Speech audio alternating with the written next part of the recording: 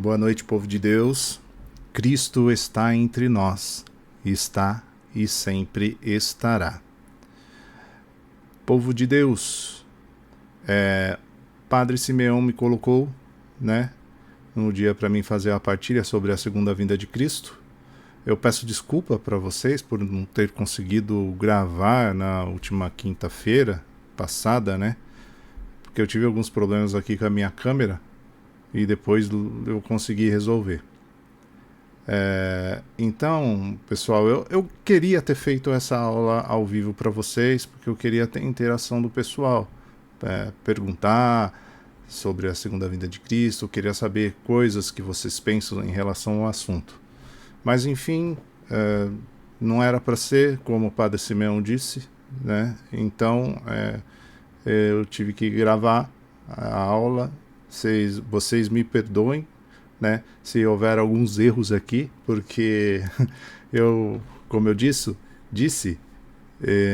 eu sou um mero aluno aprendendo com todos também, através das pesquisas e leituras, E eu espero que vocês tenham lido o arquivo que foi mandado, para vocês, que isso gere curiosidade sobre o assunto, porque o assunto sobre escatologia é um assunto bem grande, bem rico, Então, espero que vocês tenham esse desejo de querer saber mais em outros tópicos, da escatologia. Vamos começar lendo aqui. Começar lendo não. Vamos começar com uma oração. Em nome do Pai, do Filho e do Espírito Santo. Senhor nosso Deus, Pai que estás no céu, lança teu olhar sobre nós e sobre todos os que assistem esse vídeo.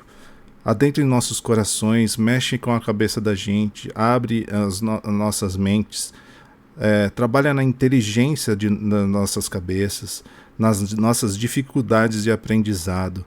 Ó Senhor, adentre em nossos corações, adentre nas nossas mentes, esteja sempre com nós e com o Teu Espírito Santo, trabalhando nas santas obras da Igreja, e que isso tudo seja feito em nome do Senhor Jesus, para que as obras da Santa Igreja de Deus sejam bem feitas. Em nome do Pai, do Filho e do Espírito Santo. Amém. Vamos lá, vamos ler.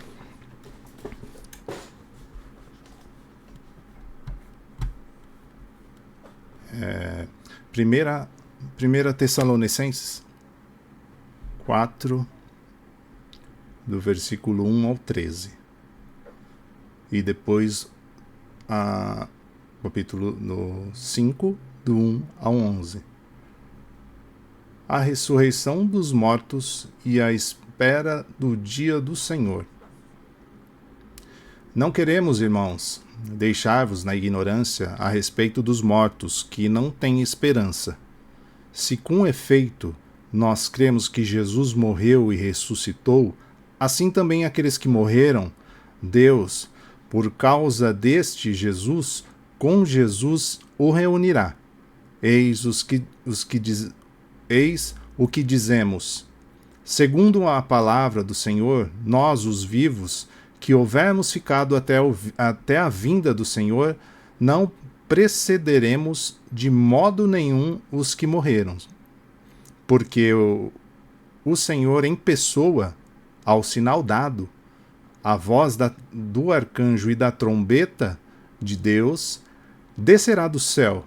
Então os mortos em Cristo ressuscitarão primeiro, e em seguida nós, os vivos que tivermos ficado, seremos arrebatados com eles sobre as nuvens, ao encontro do Senhor nos ares, e assim estaremos sempre com o Senhor.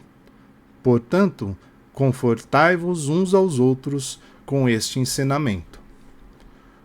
Quanto aos tempos e aos momentos, irmãos, não precisais que vos escreva, vós mesmos o sabeis perfeitamente, O dia do Senhor vem como ladrão, de noite, quando os homens disserem: que paz, que segurança. É então que subitamente se precipitará sobre eles a ruína, como as dores do parto sobre a mulher grávida. E eles não poderão escapar. Mas vós, irmãos, não estais nas trevas, para que este dia vos surpreenda, como um ladrão. Todos com efeito sois filhos da luz, filhos do dia.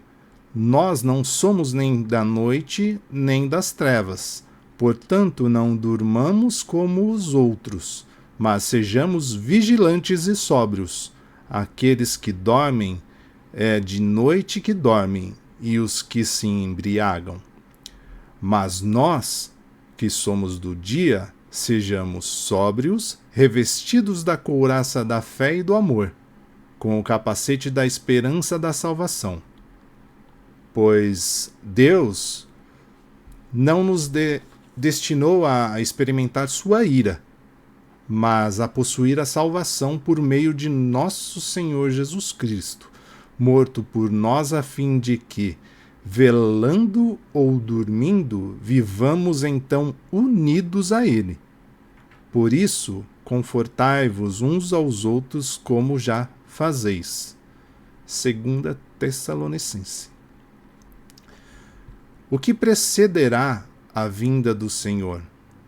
A respeito da vinda do Senhor, nosso Senhor Jesus Cristo, e da nossa reunião junto a Ele, nós vos pedimos, irmãos, não vos perturbeis tão depressa, nem vos alarmeis por causa de uma revelação profética, de uma afirmação ou carta apresentadas como se procedessem de nós, e que vos fariam crer que o dia do Senhor chegou. Que ninguém vos engane de maneira alguma. É preciso que primeiro venha a apostasia e se revele um homem da impiedade, o filho da perdição, aquele que se ergue e se insurge contra tudo o que se chama Deus,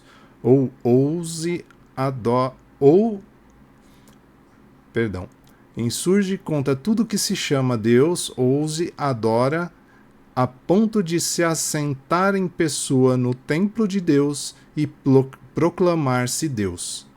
Não vos lembrais de que eu vos falava disso quando ainda estava no meio de vós? E agora sabeis que o retém, para que somente seja revelado o tempo, pois o mistério da impiedade já está em ação.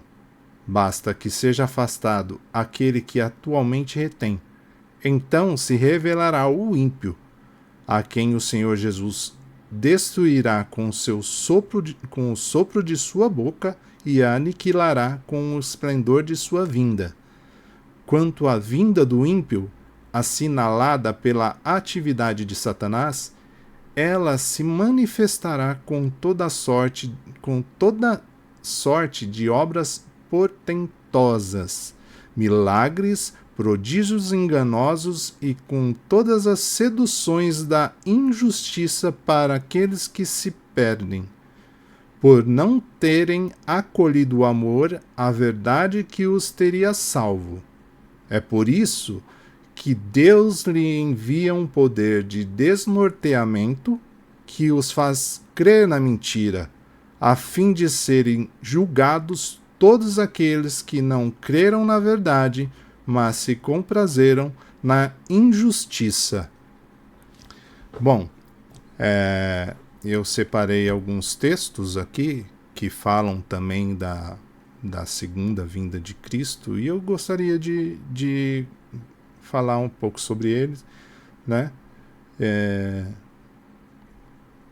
Para complementar, né, tudo que a gente vai falar sobre a parousia, a apostasia, alguns tópicos que eu coloquei, pouquinha coisa, né, as definições, né, porque são assuntos que, se a gente for destrinchar, cada um vai dar um trabalho aí inteiro, né, porque é bastante coisa que tem para falar sobre isso.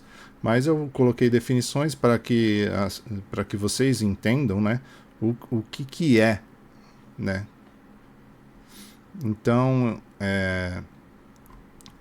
eu vou contar aqui, falar, né, sobre essa carta, e em algum momento eu vou abrir a Bíblia para falar sobre alguns outros livros que falam sobre a segunda vinda de Cristo. Essa carta de Tessalonicenses, escrita por Paulo, eu quero que vocês imaginem, Tessalonicenses era uma cidadezinha, uma pequena, né, que ficava na cidade, era uma província, não sei, acabou fugindo, né, da minha cabeça aqui, mas ela ficava na Macedônia Antiga, que era uma cidade portuária, tinha muitas tensões políticas, né, religiosas, sociais, e tinha muita turbulência, né, e a comunidade cristã que tinha lá era uma comunidade que tinha acabado de surgir, então ela estava naquela euforia, tudo, e mesmo assim eles temiam por as perseguições, porque ainda tinha perseguições, né, contra os cristãos que moravam nessa cidade, porque tinha muitos pagãos, né, que cultuavam outros deuses, cultuavam muitas outras coisas, né? E Paulo tenta, nessa carta, ensinar as pessoas a permanecerem firmes, né, na fé. Porque, como elas estavam sendo perseguidas, ele sentiu, né, de ter que escrever essa carta, né, para confortar essas pessoas pelo que elas estavam passando, né? E independente dessas circunstâncias, né, essa carta, se eu não me engano, pelo que eu pesquisei, possivelmente ela foi escrita 51 anos depois de Cristo. Então já fazia alguns anos, né, que Cristo tinha se elevado aos céus. Em Tessalonicense, uma cidade portuária da Macedônia, tinha, como eu falei, tinha influência no Império Romano, tinha os pagãos, né? Perdão por ter esses erros de português aqui, às vezes me pego.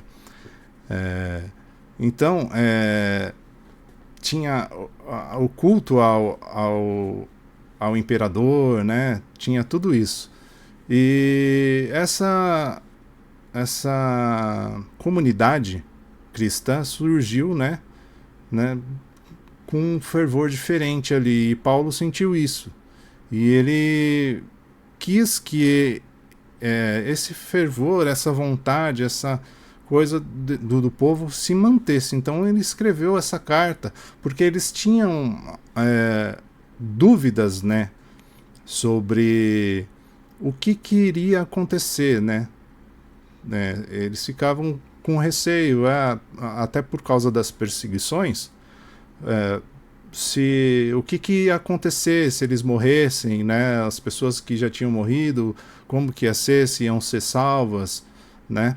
Então, essa carta foi escrita em meio a tudo isso, essa perseguição que os cristãos enfrentavam, né?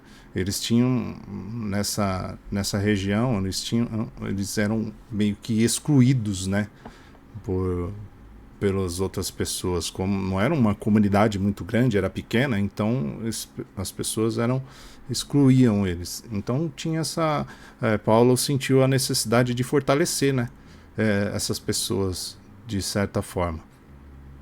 E nada melhor falando sobre a vinda de Jesus, relacionada a essas dúvidas que esse povo tinha, né? E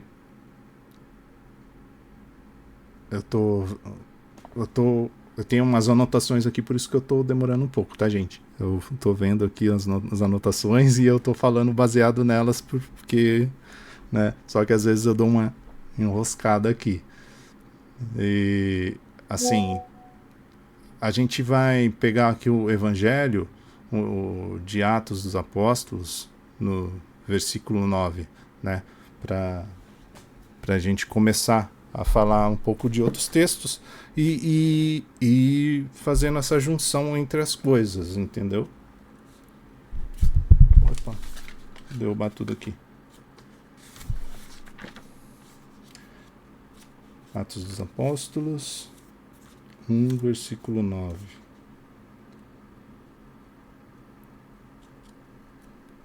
Vocês não reparem não, mas eu tô meio cegueta, tá? Aqui, deixa eu ler. A essas palavras, à vista dele, tô vendo na Bíblia, tá? Eu uso essa Bíblia. A Bíblia que o nosso querido Padre Simeão nos indicou aqui para ser a Bíblia nossa da ortodoxia aqui, né?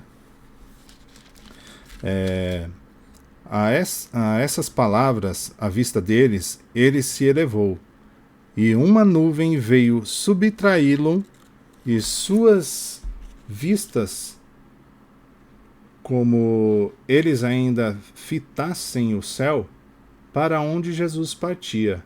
Eis que 2 homens de vestes brancas apareceram junto deles, e lhes disseram: Homens da Galileia, por que ficais aí a olhar para o céu? Este Jesus que vos foi arrebatado para o céu há de vir do mesmo modo que vieste a partir. Então, aqui, gente, é interessante essa parte, porque essa parte conta a ascensão do Senhor Jesus aos céus, quando ele subiu aos céus, e aqui a gente entende que ele subiu como ele foi de corpo, foi corpo e alma aos céus. Então a gente ele foi manteve o seu corpo carneo, né? E tanto é que quando ele ressuscitou, né, quando Tomé fala para colocar a mão tocar nele, colocar a mão nos buracos, e então quando ele ressuscitou em corpo e alma, e quando ele subiu ao céu, ele foi em corpo e alma. E quando ele voltar, ele voltará do mesmo jeito que foi, como está escrito, né? Então, os anjos, esses 2 homens brancos são os anjos que descem com ele, né? Que vem e pergunta pros homens, né? Para o pessoal que estava atento ali ao arrebatamento.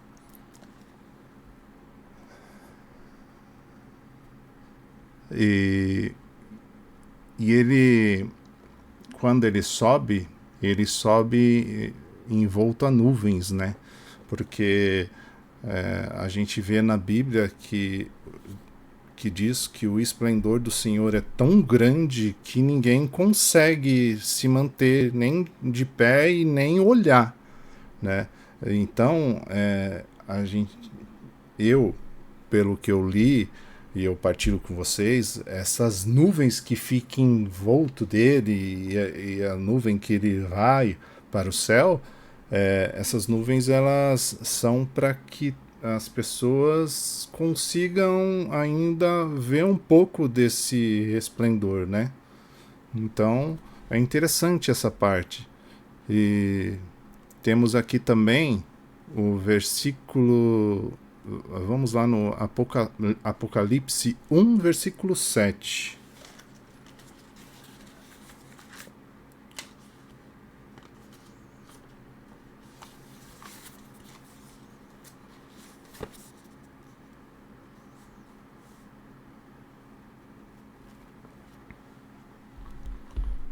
Vamos ver isso aqui, o que. No Apocalipse 1, versículo 7, diz que ele vem sobre nuvens e entre as nuvens e envolto as em algumas traduções diz, quando eu falei envolto, né, não é isso bem que está escrito nessa Bíblia aqui, mas algumas Bíblias colocam que ele está envolto em nuvens, outras sobre as nuvens, e todo olho, e diz, eis que vem com as nuvens e todo olho o verá, mesmo aqueles que o transpassaram, e todas as tribos da terra se lamentarão por causa dele.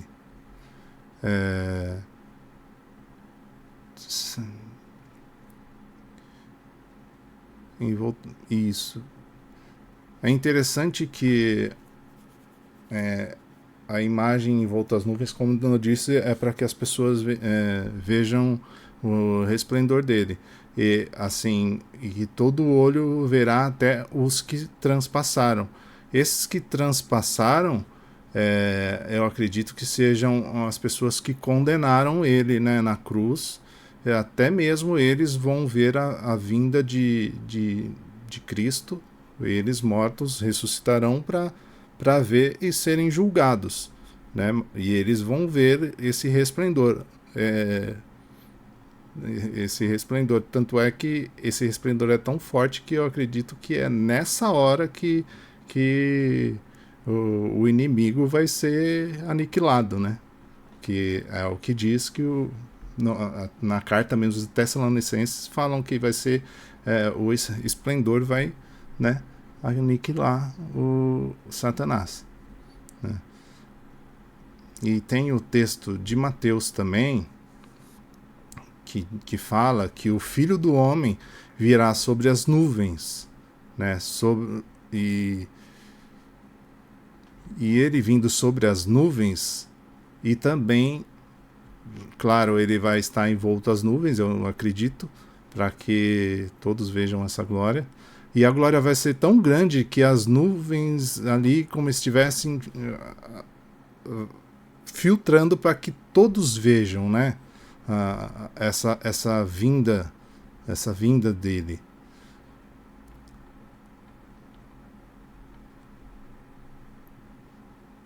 E eis que vem com as nuvens e todo olho verá, até mesmo aqueles que traspassaram. Em João, né? Eles é aquilo que eu falei sobre os que transpassaram, até os que fizeram mal a Jesus, né, para serem julgados, né? E o anticristo, eu acho que vai ser destruído dessa forma também, com o brilho do seu resplendor. Pedro fala, né, que o Senhor virá e vai destruir o anticristo com o resplendor de sua vinda, e o resplendor e então o diabo não vai aguentar, né, esse resplendor todo. Então a gente vai ser arrebatado e vai ficar em glória, né, com o nosso Deus. Eu falei sobre algumas passagens só aqui que fala sobre a vinda de Cristo, e algumas falam não com as mesmas palavras, mas falam de forma diferente e se completam, né? A Bíblia é assim.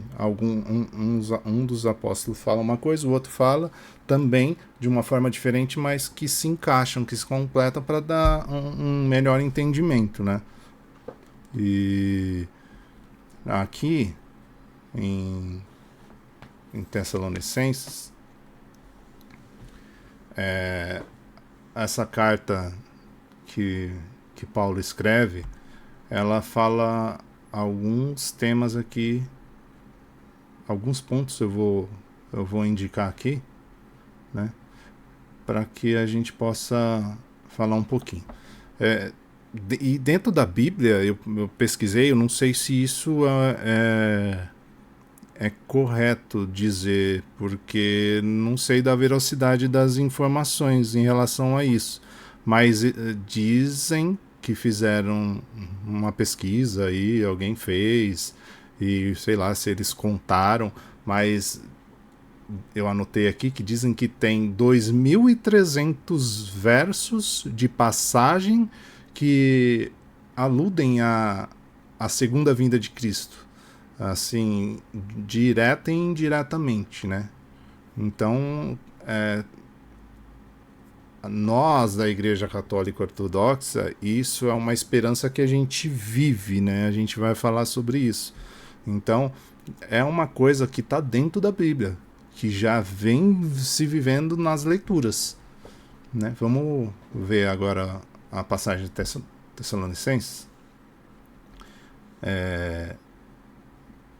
Aqui, a parte. Se com efeito nós cremos que Jesus morreu e ressuscitou, assim também aqueles que morreram, Deus, por causa desse Jesus os reunirá. Eis que o dizemos.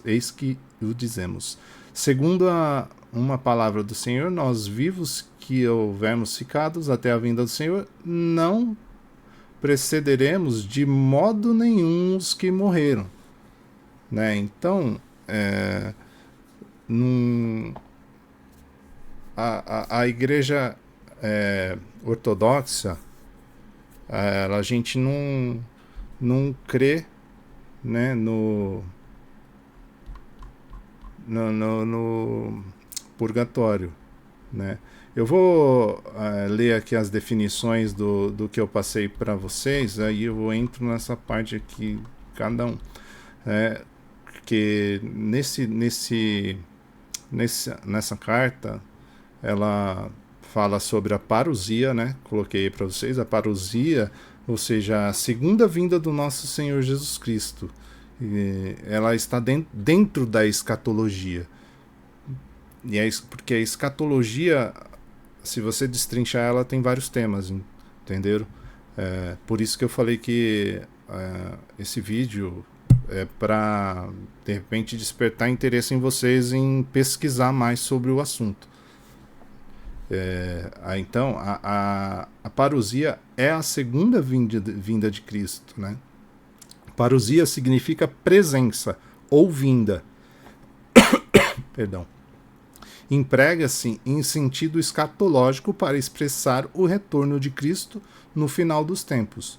No Novo Testamento, na Bíblia, se utiliza a palavra em contexto de alegria, pois anunciava a vinda e a presença do Senhor consumando a história. Então, a parousia, ela, quando vocês ouvirem parousia, ela está relacionada à segunda vinda de Cristo, né? E tem a apostasia.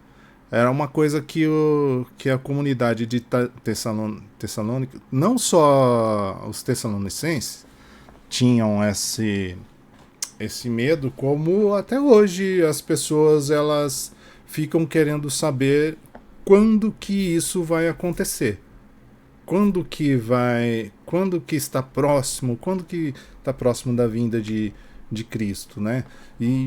E tem dentro da segunda vinda de Cristo, lá se você pegar o Apocalipse, tem muitos, como se diz, o Apocalipse tem sinais, né? Tem muitos sinais, essas coisas. Então as pessoas elas ficam pegando isso para tentar encaixar nos dias que vivemos, para tentar saber quando será, se está próximo, quando que será a vinda de Cristo. Mas na própria Bíblia diz que ninguém sabe o dia e nem a hora. Por mais que tenha sinais em Apocalipse, que você possa achar que que está próximo, que abriu tantos selos, né, quanto a isso e aquilo, mas lá está bem claro que ninguém sabe nem o dia nem a hora. Então, né, assim, e o que diz aqui, né, é bem claro nessa carta, o fato assim, de a gente não saber nem o dia nem a hora, que ele fala aqui, ó, uma parte, peraí.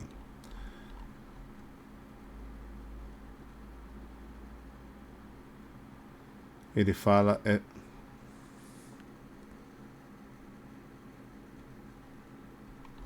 a parte que ele fala que vem como ladrão. Deixa eu achar aqui.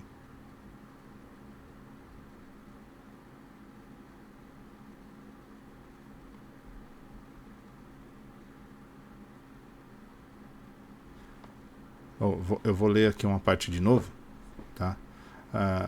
Que é o que se precederá a vinda do Senhor. A respeito da vinda do Senhor Jesus Cristo e de nossa reunião junto a Ele, nós vos pedimos, irmãos, não vos perturbeis tão depressa, nem vos alarmeis por causa de uma revelação profética, de uma afirmação ou carta apresentadas como se procedessem de nós, e que vos fariam crer que o dia do Senhor chegou.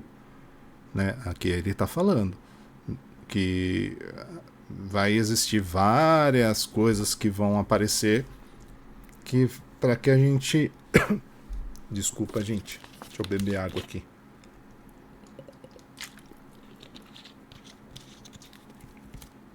Que várias coisas que vão acontecer, que eles vão começarem a encaixar dentro do que está no Apocalipse, né?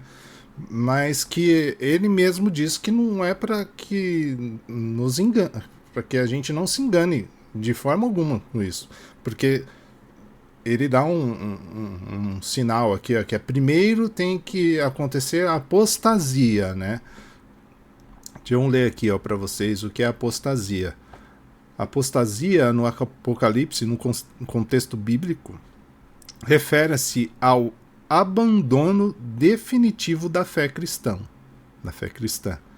e rebelião contra Deus nos últimos dias, marcado por falsos ensinamentos, frieza espiritual e oposição à verdade. É descrita como um sinal do fim, onde muitos se desviarão e resultando em uma igreja perseguida. Então, essa apostasia é quando os cristãos abandonarem a crença de Deus, abandonarem por total, né? Aqui ele fala, o abandono definitivo da fé cristã, quando os próprios cristãos deixarem de crer em Deus, né? Isso primeiro vai ter que acontecer, que aí a partir daí surgirá o Satanás, né? O filho da perdição, o homem da impiedade, que é o que ele diz aqui, para que comecem, né, a um dos sinais para isso. Mas assim, mesmo tendo esses sinais, ele coloca aqui, não vos lembrais de que eu vos falava disto quando ainda estava no meio de vós, e agora sabeis quem retém, tem o filho, fala, sabeis que retém o que somente seja revelado no seu tempo, pois o mistério da impiedade já está em ação. Ele já está em ação há muito tempo, mas basta que seja afastado aquele que atualmente retém. Então se revelará o ímpio, a quem o Senhor Jesus Cristo destruirá com o sopro da sua boca e aniquilará com o esplendor de sua vinda.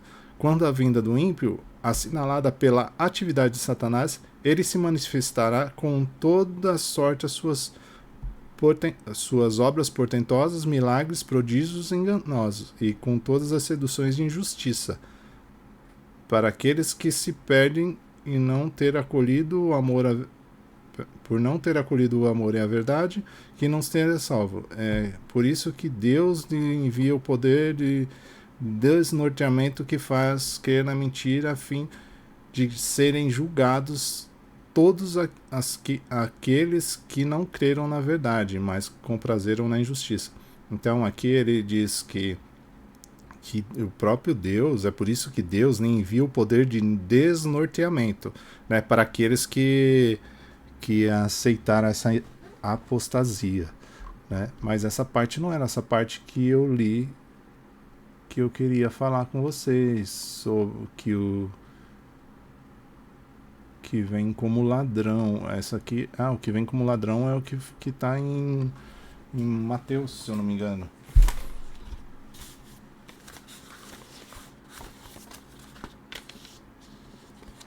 Mateus 24.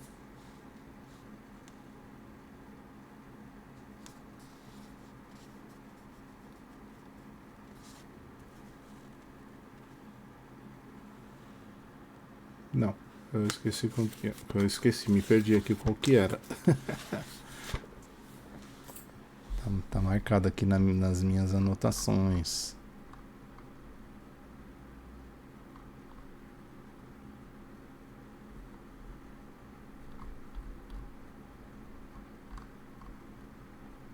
Calma, gente, calma que eu não tenho muita experiência nisso.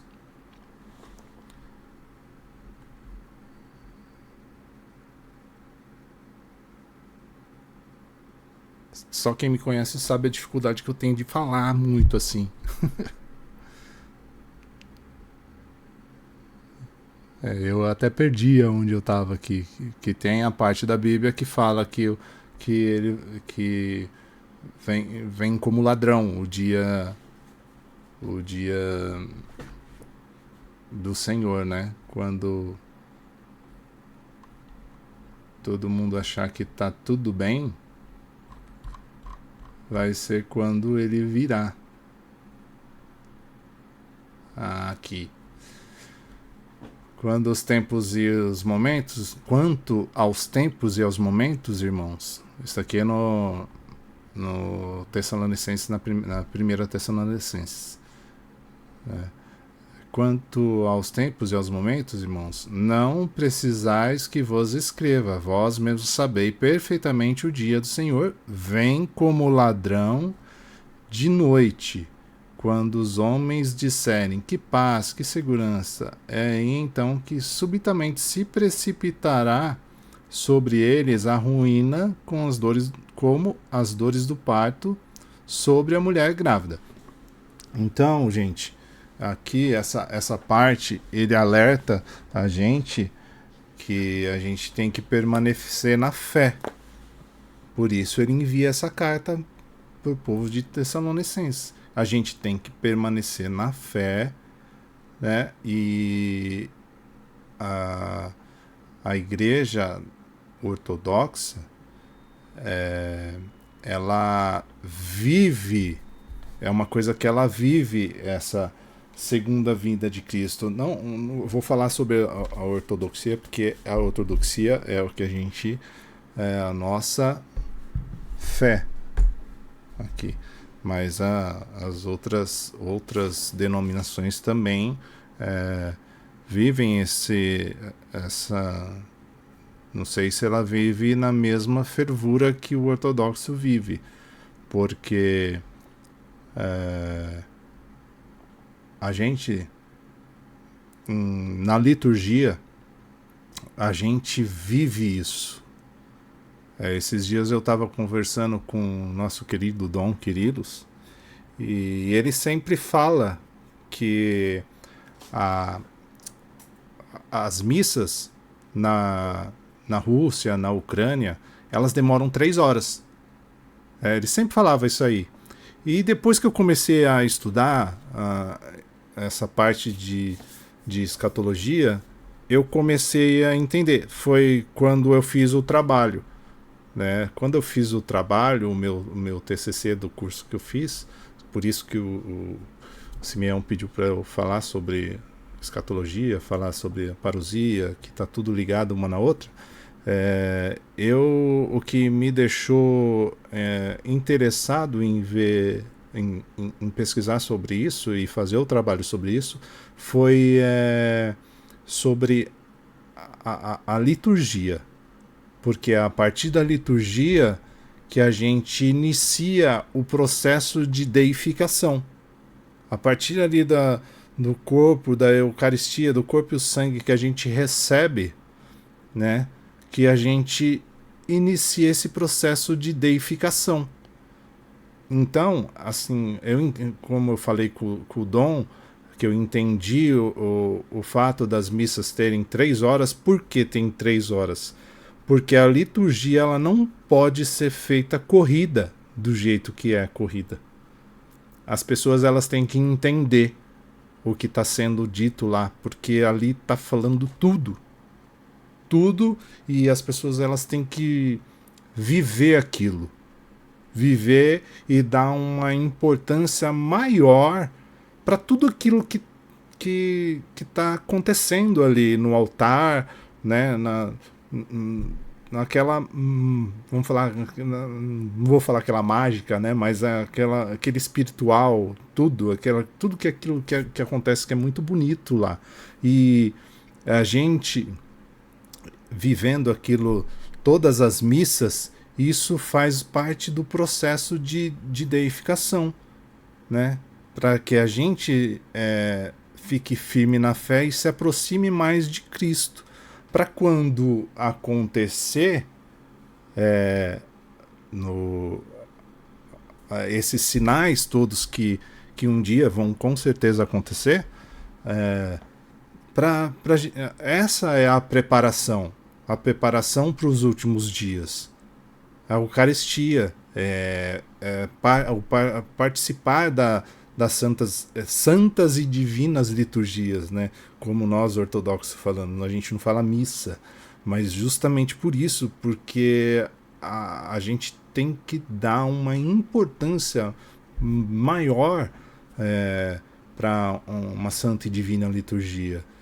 Por isso que eu via, quando eu comecei a ler sobre isso, que é a preparação do povo de Deus para a segunda vinda de Cristo.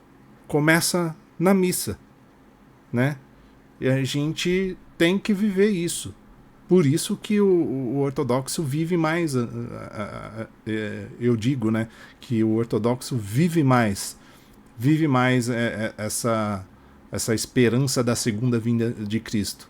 Porque ao tempo inteiro a gente tem que saber que ele vai vir, a gente não sabe nem o dia nem a hora, mas a gente tem que estar preparado. E o que é estar preparado para isso? Né? É a deificação, é participar das liturgias e receber o corpo e o sangue ali de Cristo. E isso é um processo. Não é só isso, mas parte daí pro povo que é mais leigo, né? O povo que está vindo, parte é o início, né? Você tá na Santa e Divina Liturgia, você recebe o corpo de Cristo e isso você vai se adentrando, né?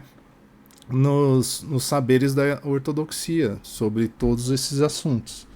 E no meu trabalho, o trabalho que eu fiz, eu falei sobre isso e eu separei bastante comentários, né? Eu procurei bastante comentários sobre esse assunto dos nossos santos padres, dos teólogos importantes que tiveram, né, na ortodoxia.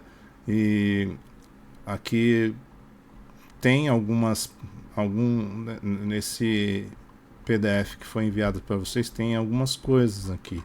Então aqui eu vou até falar para vocês que eu parei na apostasia e eu voltei lá para ver na Tessalonicenses a parte que era a parte que falava sobre apostasia, né, que falava que a gente tem que estar preparado.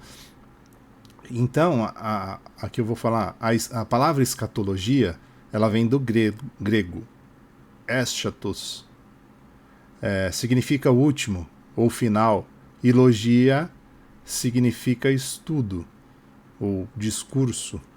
No cristianismo, a escatologia trata do destino final da humanidade, incluindo o juízo final, a ressurreição dos mortos e a vida eterna. Aqui a escatologia é o estudo das últimas coisas. Ela ocupa um lugar fundamental em toda a teologia cristã, oferecendo uma perspectiva sobre o destino da humanidade e da criação. Na teologia ortodoxa, a escatologia não é meramente uma apêndice doutrinário, mas uma dimensão intrínseca da fé, da experiência da fé. A experiência da fé ali vivida na Eucaristia. E antecipada na liturgia, na Santa e Divina Liturgia, nos sacramentos e na vinda dos santos, na vida dos santos. Isso é outra coisa. Você começa a viver uma santidade. Você aprende com a liturgia e você começa a viver, ter uma vida na santidade. Aqueles que realmente vão seguir a Cristo, eles começam a ter viver isso e passam a viver na santidade. Longe de ser um conjunto de previsões apocalípticas ou especulações futurísticas, a escatologia ortodoxa é profundamente enraizada na ressurreição de Cristo e na promessa de divinização, a teoses, que é a deificação, da pessoa humana e da transfiguração da criação. Ela oferece uma esperança não apenas para um depois, mas também para a transformação do agora, através da comunhão com Deus. A escatologia é um dos campos mais importantes da teologia cristã, pois trata das realidades últimas, morte, juízo, céu, inferno, consumação de todas as coisas na tradição ortodoxa. E a escatologia não é compreendida apenas como um conjunto de eventos futuros, mas como uma realidade já iniciada na vida da igreja. É aquelas coisas, tudo que eu falei. Por isso que algumas partes aqui desse texto que eu coloquei no PDF para vocês, algumas partes são do meu trabalho, do TCC. Que fala da escatologia, dessa coisa da gente vivenciar dentro da igreja, dentro da Santa e Divina Liturgia. Fora as outras coisas que a gente faz, as obras que tem dentro da igreja, né? As obras sociais, essas coisas, todas envolvem, né? Você faz com que você vai caminhando mais na santidade. A escatologia cristã tem suas raízes nas Sagradas Escrituras, no Antigo Testamento e na expectativa messiânica e na esperança da restauração de Israel, no Novo Testamento. A promessa da segunda vinda de Cristo é central. Cristo inaugura a realidade escatológica, sua encarnação, morte e ressurreição. Marcam o início dos últimos tempos.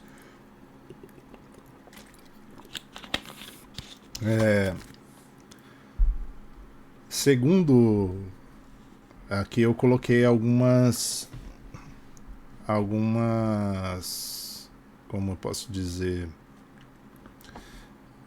algumas coisas que como eu falei, os estudiosos, teólogos importantes e os santos padres, algumas partes, tá? Segundo Calixto Bueno, o cristão vive simultaneamente no tempo presente a realidade futura do reino de Deus. Essa perspectiva demonstra que a escatologia ortodoxa possui um caráter profundamente existencial. Em João 14:3, Cristo afirma: virei outra vez e eu vos levarei para mim mesmo, estabelecendo a esperança escatológica como fundamento da fé cristã. Em Mateus 24 são apresentados os sinais da consumação dos tempos. né, a necessidade da vigilância. Já em 1 Tessalonicenses, Paulo descreve a ressurreição dos mortos e o encontro com Deus. É a parte que ele explica que todos os mortos ressuscitarão, terá a ressurreição, e todos os mortos ressuscitarão para ver a segunda para ver a segunda vinda de Cristo. Todos o olho verá. E Hilarion Alfevere a escatologia neotestamentária não é meramente uma expectativa futura, mas uma realidade que começa com a vinda de Cristo. Todos falam assim com palavras diferentes, mas tem aquela coisa que se juntam, se completam, né? As falas desses teólogos, padres, né? A linguagem, vocês me perdoem, tá? Eu tento me policiar, mas eu falo muito né, tá? Não é pra vocês reparar, não. Eu tô tentando conter isso, mas é difícil. A linguagem apocalíptica presente no livro de Apocalipse não deve ser interpretada de forma literalista, mas simbólica, expressando as verdades espirituais profundas.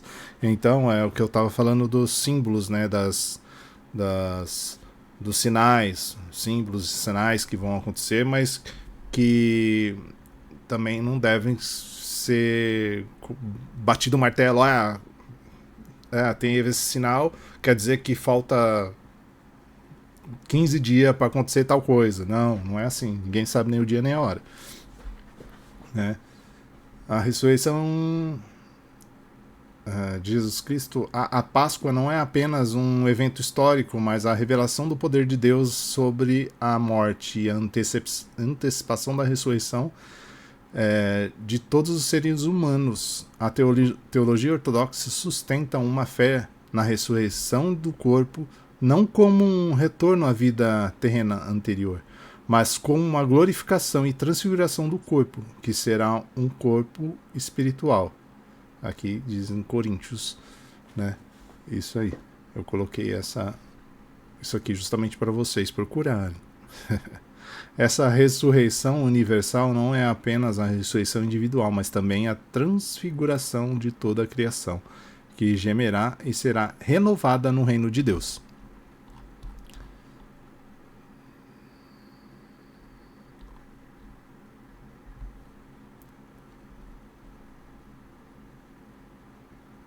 A ressurreição dos mortos é um dos pilares da escatologia ortodoxa. A Igreja ensina que, no final dos tempos, todos os seres humanos ressuscitarão com os corpos glorificados, assim como Cristo ressuscitou. Essa crença se baseia nas palavras de Jesus Cristo. Não nos maravilheis disso, porque vem a hora em que todos os que estão nos sepulcros ouvirão a sua voz e sairão. Os que fizeram bem para a ressurreição da vida e os que fizerem mal para a ressurreição do juízo. Isso aqui fala também, aqui, quando ele fala que, como eu escrevi aqui, essa crença se baseia nas palavras do próprio Jesus, essa ressurreição dos mortos, os pilares da escatologia, os seres humanos ressuscitarão com corpos glorificados. Se nós vamos voltar, se quem morreu vai voltar como Jesus, eles vão voltar com os corpos deles. Também como Jesus vai voltar como ele ressuscitou na primeira vez, em corpo, e depois ele foi. Quem será arrebatado para ir com Deus para a glória, vai corpo também, como ele foi. É assim que diz. Essa que é a crença. Porque é assim, como ele disse.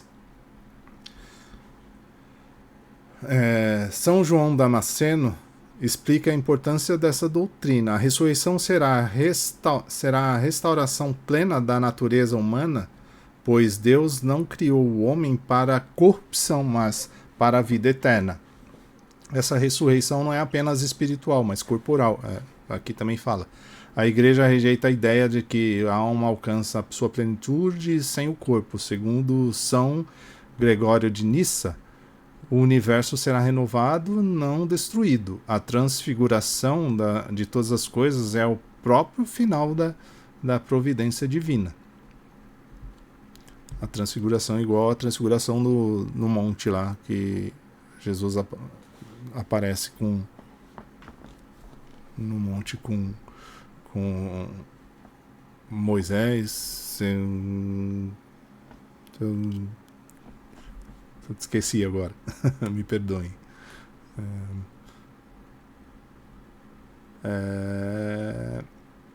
O universo, tá.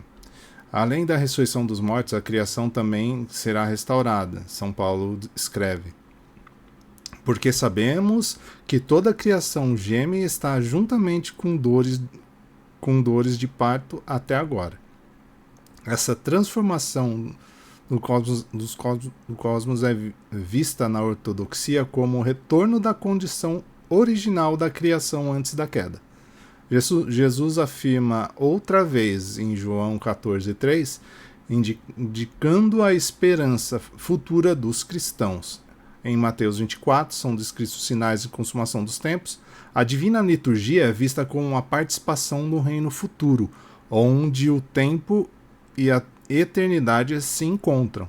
É aquilo que eu falei sobre a importância da divina liturgia, que a gente tem que dar muita importância. E muita gente não vai aos domingos na igreja, né? Participar da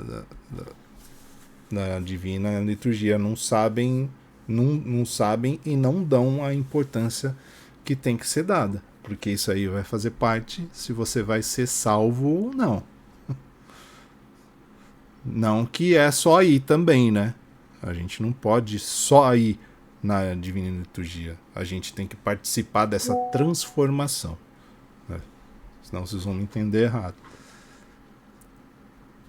Entretanto, a ortodoxia evita especulações detalhadas sobre datas, é aquilo que eu falei, enfatizando a vigilância espiritual. Vigilância espiritual, participando da divina liturgia e recebendo o corpo e o sangue de Cristo, né? É um começo. Aí você tem que se envolver mais nessa questão para haver a grande teoses, né? Ou divinização. É o processo pelo qual o ser humano participa da natureza divina de Cristo. 2 Pedro 1,4 fala sobre isso. Perdão.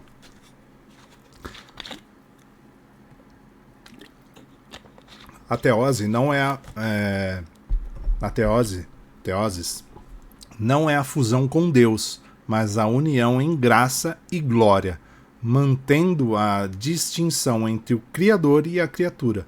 A escatologia ortodoxa, portanto, não é apenas sobre onde vamos, mas sobre quem nos tornamos.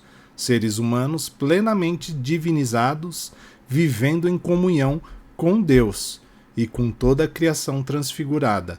Então, volta a falar. Quando eu fiz esse trabalho sobre a escatologia, foi sempre pensando nessa importância que a Santa e Divina Liturgia tem na vida do cristão ortodoxo, né? Tem que dar essa atenção total, a Santa tem que dar essa importância à Santa e Divina Liturgia, para que a gente esteja em comunhão, não só com os irmãos que estão indo, tem que ter essa comunhão com Deus. Assim, a escatologia não é apenas expectativa, mas experiência. O cristão já participa da vida eterna. Tudo isso. A gente já vive aqui na Santa e Divina Liturgia, já participa desse espiritual todo, desse mover espiritual todo que tem dentro da divina e Santa Liturgia. Os padres da igreja desenvolvem profundamente a compreensão escatológica. destacando a ressurreição e a vida eterna como centro de esperança cristã. Não viam a escatologia apenas como um evento futuro, mas como a transformação contínua do ser humano. A salvação é estendida como a participação da vida divina. São Gregório de Nissa enfatiza que a vida eterna consiste em um crescimento infinito em Deus, o que demonstra o caráter dinâmico da escatologia. Vladimir Lossky afirma que a teologia ortodoxa é essencialmente escatológica, pois orienta o homem para a sua união final com Deus. Ele também explica que a Igreja Ortodoxa não entende a escatologia como algo separado da vida cristã presente. O reino de Deus não é apenas um evento futuro, mas é um evento já presente na Igreja através dos sacramentos e da vida em Cristo.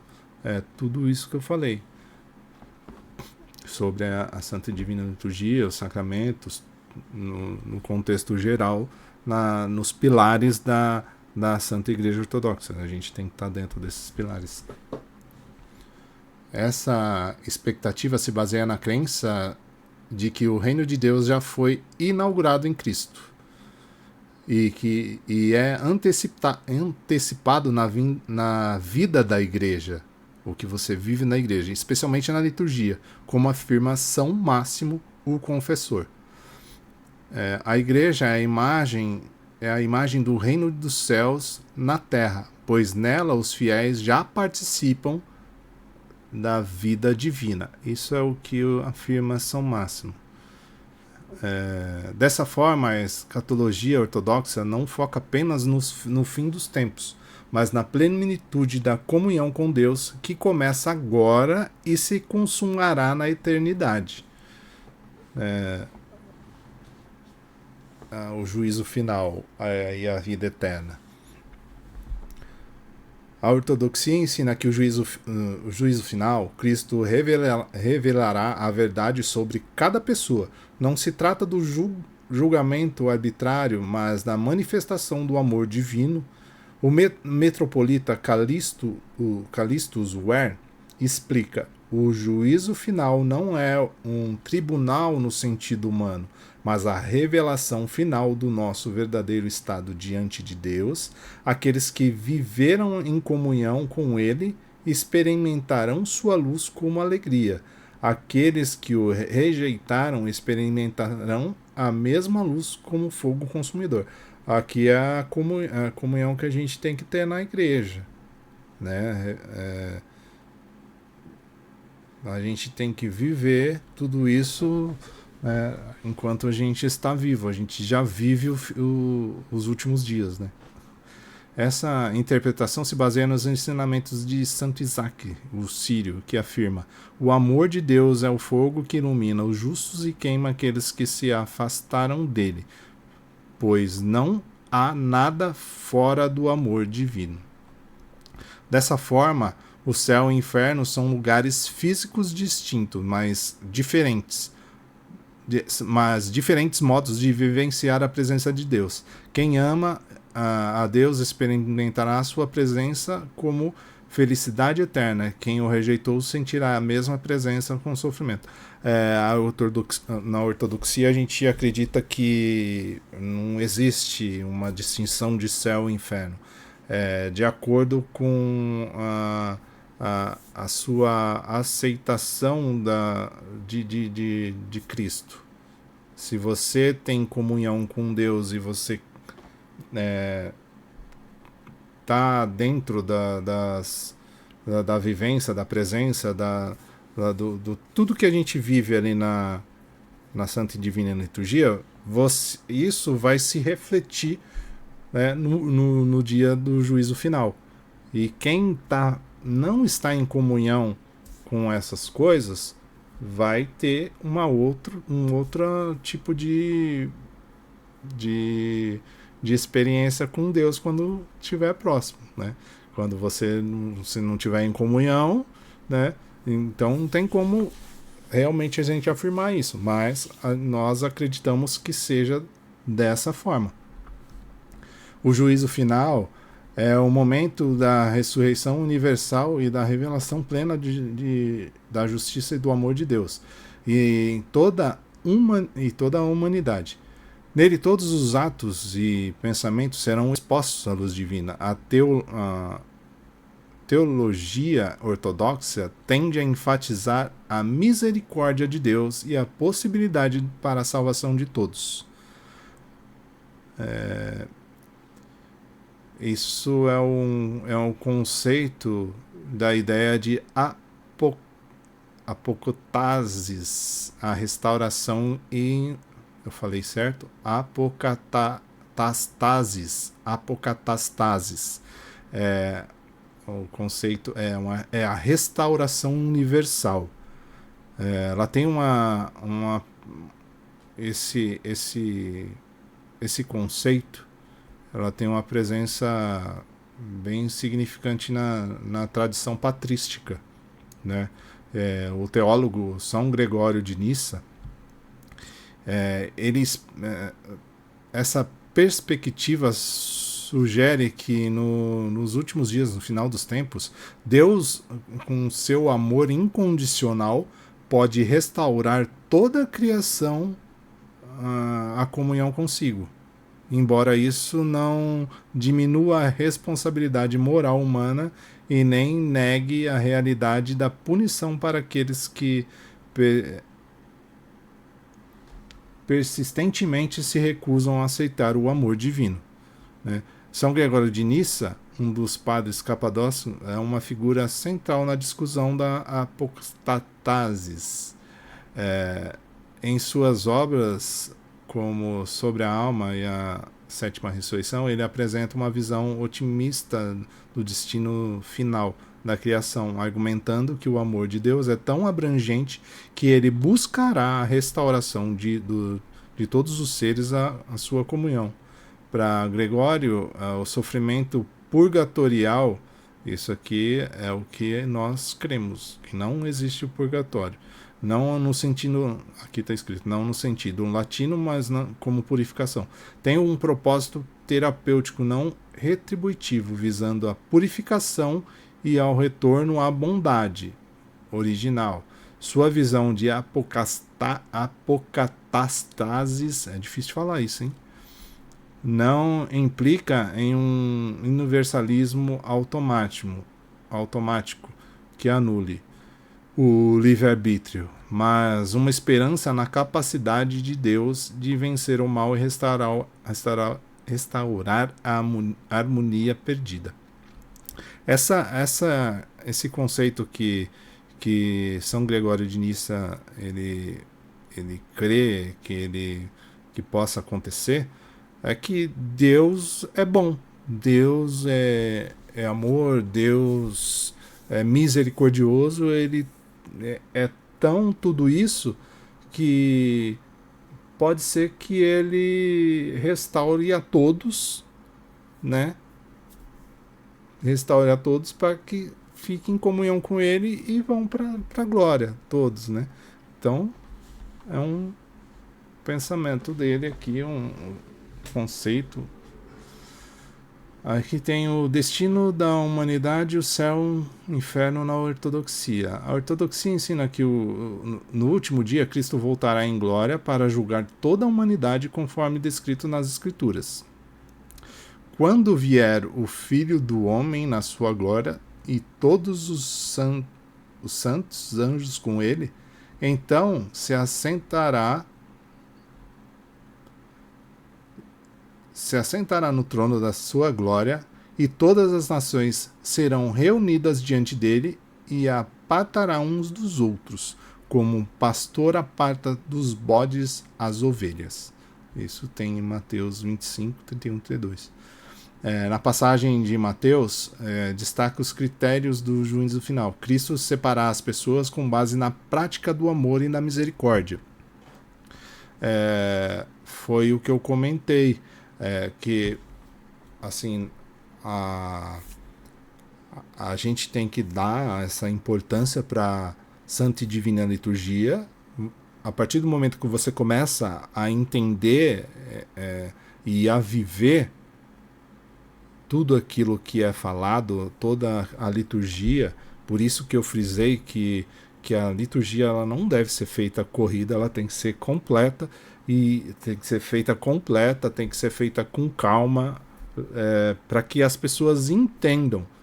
E as pessoas elas têm que entender e começar a adentrar na ortodoxia e começar a participar. Aqui em Mateus 25, 31 até o 46, ele destaca os critérios do juízo final. O Cristo separará as pessoas com base na prática do amor e na misericórdia. É de acordo com a forma que você vive, o que você fez em vida. Então, dentro da deificação, tem essas algumas partes aqui. Igual está escrito: tive fome e me destes de comer, tive sede e me deste de beber, era estrangeiro e me acolhestes. Isso mostra que o critério de julgamento não é apenas uma fé teórica, mas o amor concreto ao próximo. Essa parte de Mateus, a gente coloca até como o lema da nossa obra social, né? Que a gente faz aqui na Catedral de Mauá. Eu passei isso para as meninas, para sempre quando elas colocarem as suas chamadas no WhatsApp, quando for colocar. Inclusive a Fatiminha, ela colocou no último dia, ela acabou esquecendo, né? Aí eu lembrei ela que tinha que ter colocado essa passagem, que é uma passagem importante, né? Que Jesus fala, né? Que quando você fizer isto, você está fazendo para ele. Então ele vai lembrar de tudo isso no dia do juízo final. Tudo que fizemos aqui em vida. Cristo julgará com base nas obras de misericórdia. Amar o próximo é amar a Deus. Na escatologia ortodoxa, céu e inferno não são realidades extremamente impostas por Deus, mas diferentes modos de experimentar a sua presença. O céu, na tradição ortodoxa, é descrito como a comunhão plena e eterna com Deus.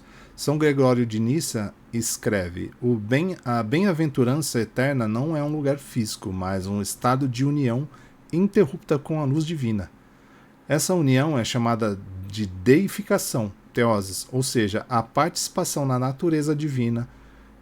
Santo Atanásio de Alexandria explica: Deus se fez homem para que o homem se tornasse Deus. Essa visão mostra que o céu não é apenas uma recompensa, mas um destino natural da humanidade, restaurada em Cristo. A ortodoxia rejeita a ideia de inferno como uma punição imposta por Deus.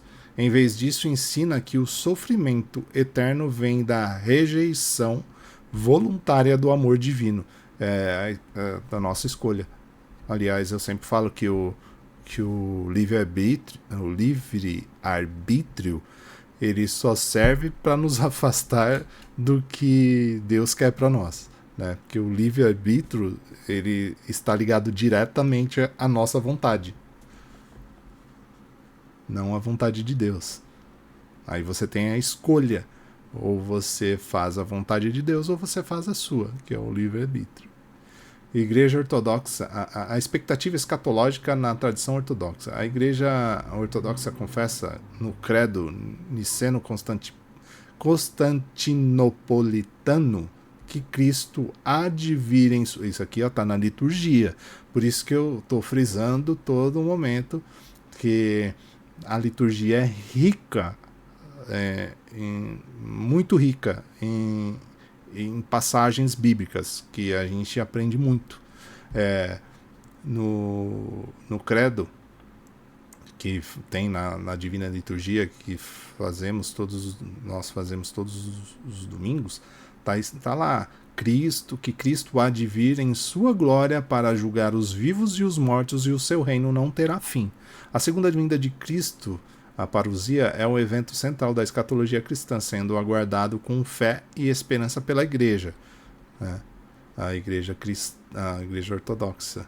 São Cirilo de Jerusalém ensina: pregamos a vinda de Cristo não apenas a primeira, mas também a segunda, muito mais gloriosa do que a primeira. O metropolita Calixto Zoé destaca que a parousia não deve ser vista como um evento de destruição, mas de plenitude.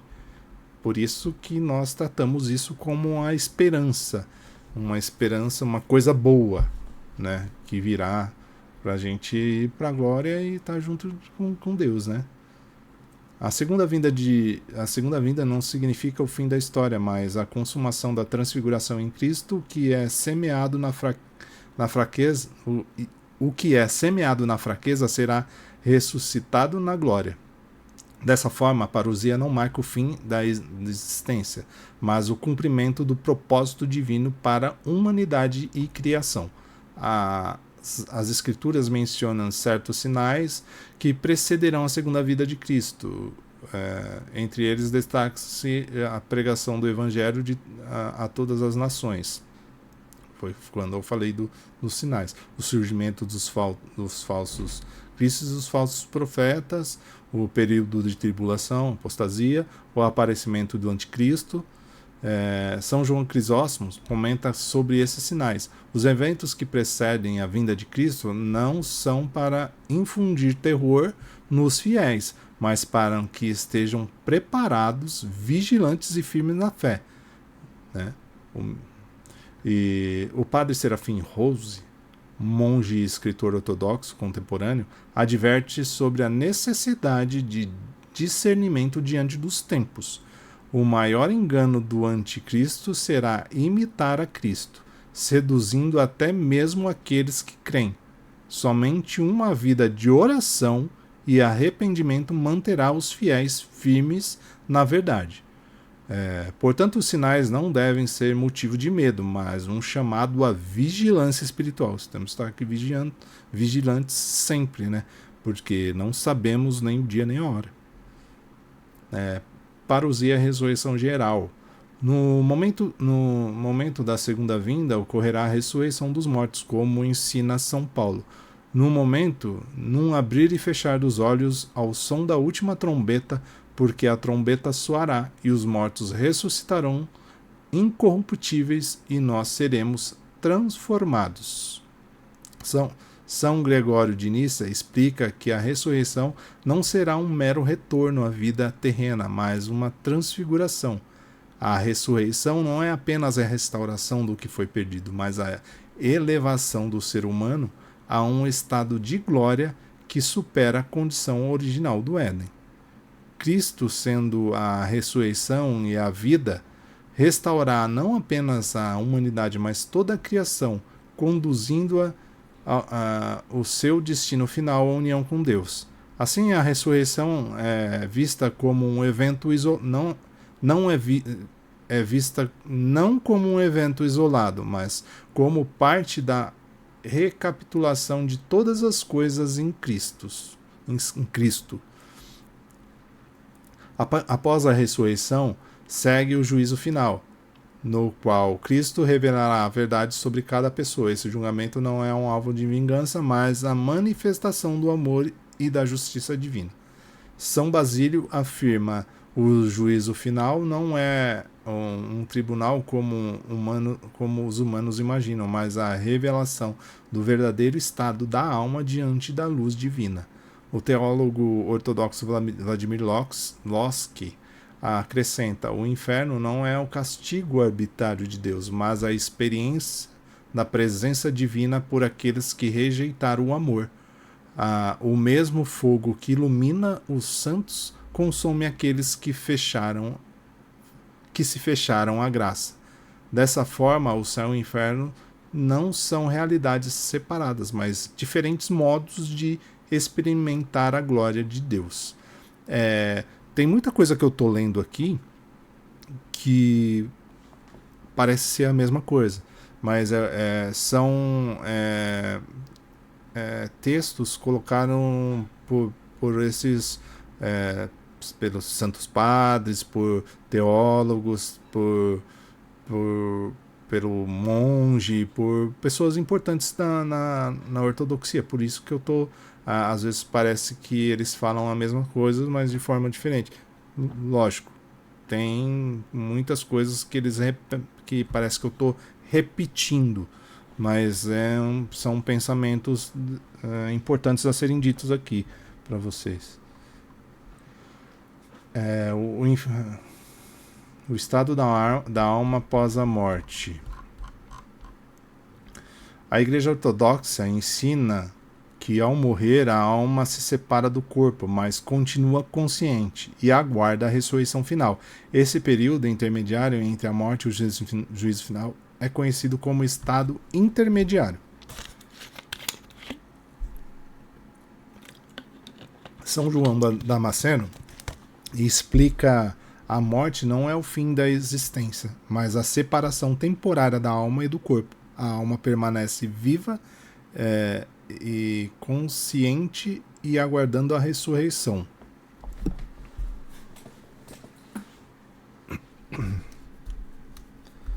Tem um pensamento aqui que eu esqueci de falar sobre o inferno, né?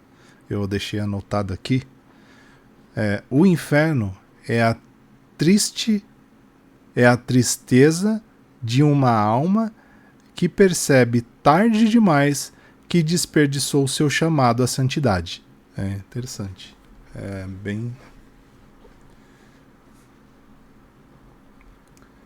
Onde eu parei...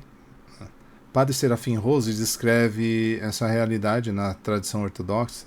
A morte não é um estado de inconsciência, mas uma passagem para uma nova etapa de existência, na qual a alma começa a experimentar as consequências de suas escolhas na vida terrena.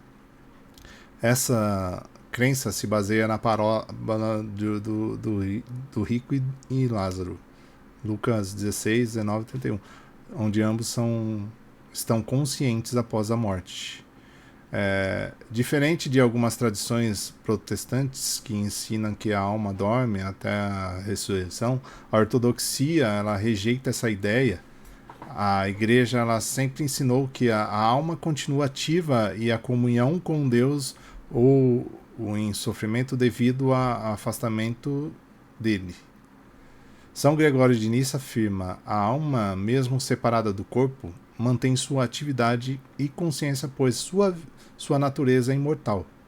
Metropolita Calixto Zuer reforça: a tradição ortodoxa rejeita a ideia do sono da alma, porque a comunhão com Deus não cessa com a morte. Os santos intercedem por nós e nós podemos orar pelos falecidos.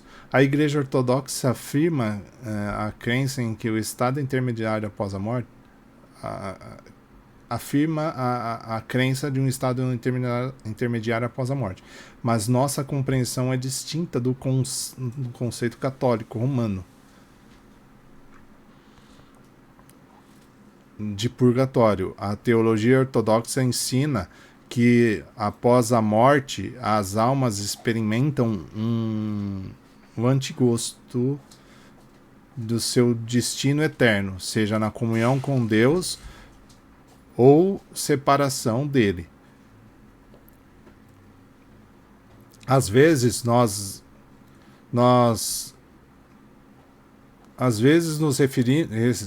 referimos a esse período como julgamento particular. Esse período é uma antecipação do julgamento final à segunda vinda de Cristo, e não um processo de purificação por meio do sofrimento ou punição. Como cristãos ortodoxos, oramos pelos falecidos. Como cristãos ortodoxos, oramos pelos falecidos. De novo, hein? Na Santa e Divina Liturgia, nós oramos pelos falecidos, apresentamos os nomes deles sempre, né? Pedindo misericórdia de Deus para suas almas. No entanto, abordamos essas orações a partir de uma perspectiva teológica diferente. A tradição litúrgica e teológica da ortodoxia enfatiza o amor e a misericórdia de Deus, em vez da necessidade de satisfazer a justiça divina por meio de punição temporal. As orações pelos falecidos e sua importância, né? A ortodoxia acredita que as orações pelos falecidos são eficazes, pois Deus, em sua misericórdia, pode conceder a graça mesmo após a morte. Isso se baseia na crença de que o destino eterno não está totalmente selado até o juízo final. São João Crisóstomo ensina: ajudemos aqueles que partiram oferecendo nossas orações por eles. Se os filhos de Jó foram purificados pelo sacrifício de seu pai, por que duvidamos de que nossas orações podem ajudar os falecidos? A Igreja, como um corpo unido, intercede pelos que partiram, confiando no amor de Deus e na intercessão da Mãe de Deus e dos santos. Então, gente, isso foi um pouco da nossa partilha. Eu acredito que eu acho que eu queria ter feito algo que durasse 1 hora. Eu nem imagino quanto tempo eu fiquei aqui falando. Coisa de 1h30. Nossa, é muita coisa. Eu não sei se vocês vão gostar. Eu espero que gostem de tudo que foi falado aqui. Espero que surjam, que eu despertei algo. Espero que essa partilha desperte algo em vocês, que vocês deem mais importância à Santa e Divina Liturgia, e espero que vocês busquem mais. O Ateneu São Marcos está aí, né? Pra gente. Tem muita coisa que a gente pode aprender, partilhar, aprender. Então eu fico aqui, espero que tudo isso foi uma boa partilha. Que Deus abençoe a todos, e Cristo está entre nós, está e sempre estará.